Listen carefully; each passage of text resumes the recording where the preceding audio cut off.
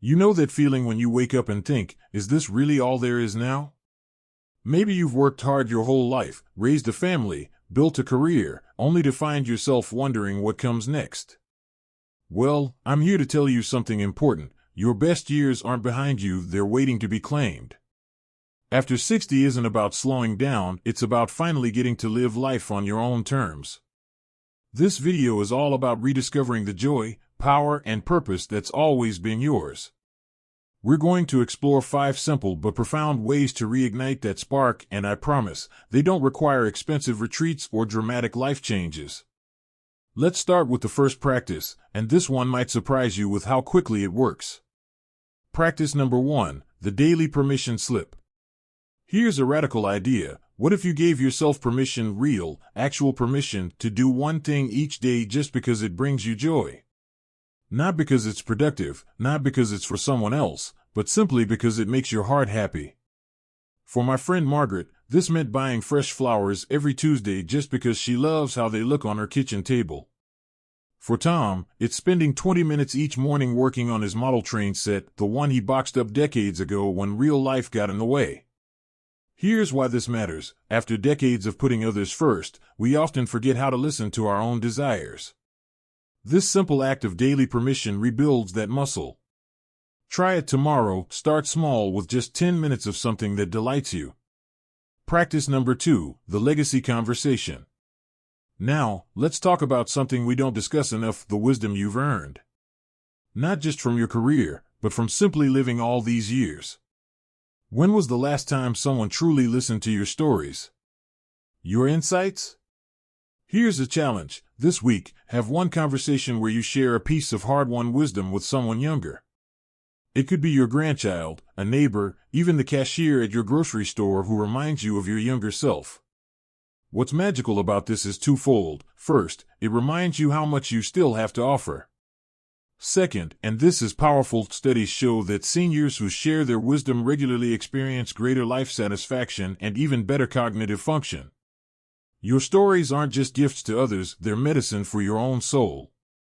What's beautiful is how these first 2 practices work together. Giving yourself permission to enjoy life today, while recognizing the value of all your yesterdays, that's how we begin to reclaim our joy and purpose. Now, these are just the beginning.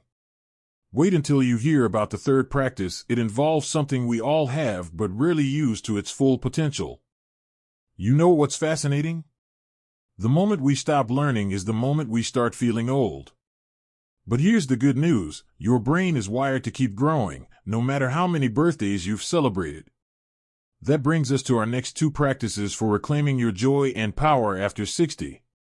Practice number 3, the curiosity experiment. Remember when you were a child and everything felt new and exciting? That sense of wonder never left you, it's just been waiting to be rediscovered.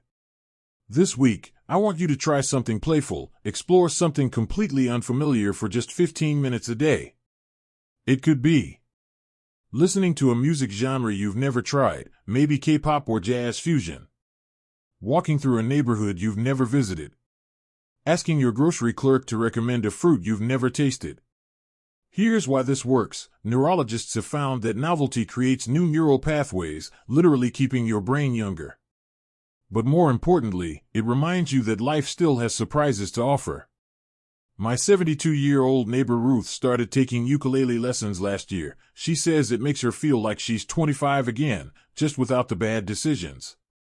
Practice number 4, the strength revelation.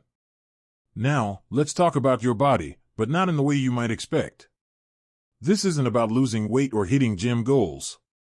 It's about rediscovering what your body can still do, and celebrating that. Try this today.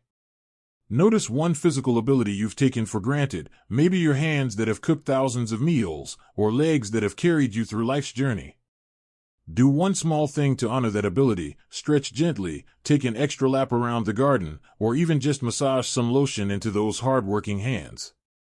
What's powerful about this practice is it shifts your focus from limitation to capability.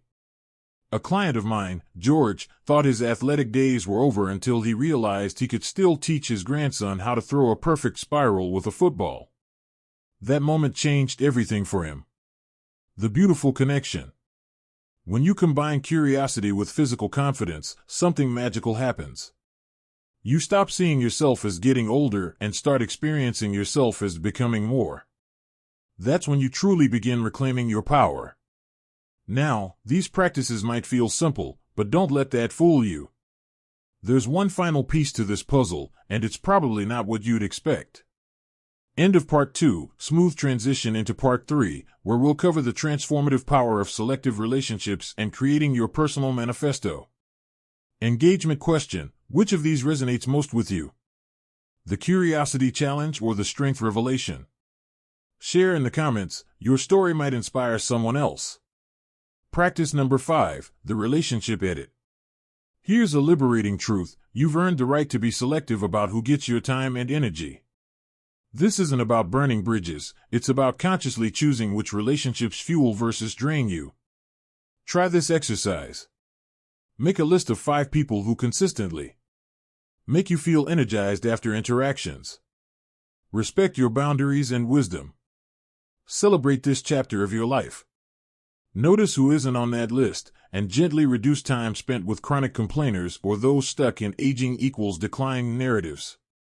Take it from 68-year-old Marcia, who told me, when I stopped having weekly lunches with my negative sister and started hosting a monthly book club instead, I gained back days of mental peace.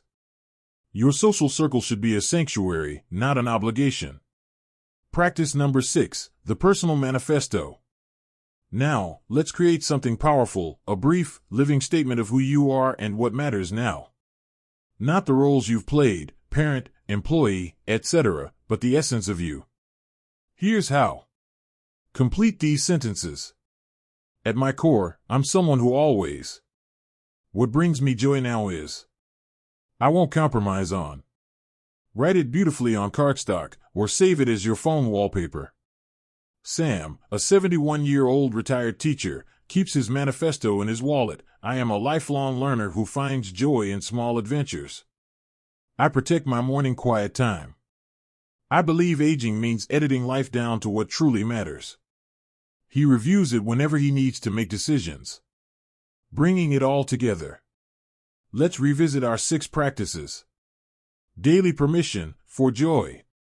Legacy conversations, sharing wisdom. Curiosity experiments, keeping wonder alive. Strength revelations, honoring your body. Relationship edits, curating your circle. Personal manifesto, defining your terms. These aren't items on a checklist, they're lenses to view this liberating chapter of life. You might focus on one each day, or spend a month deepening one practice at a time. Your invitation. I'd love to hear which practice resonates most with you. Maybe you'll try writing your manifesto first, or perhaps the relationship edit feels most urgent. Share your thoughts in the comments, your insight might light the way for others. If this resonated with you, do me a favor, hit that like button so more people can find this conversation. And subscribe if you're ready for more content celebrating life after 60. Remember, you're not getting older, you're becoming more yourself than ever before. Here's to writing magnificent next chapters.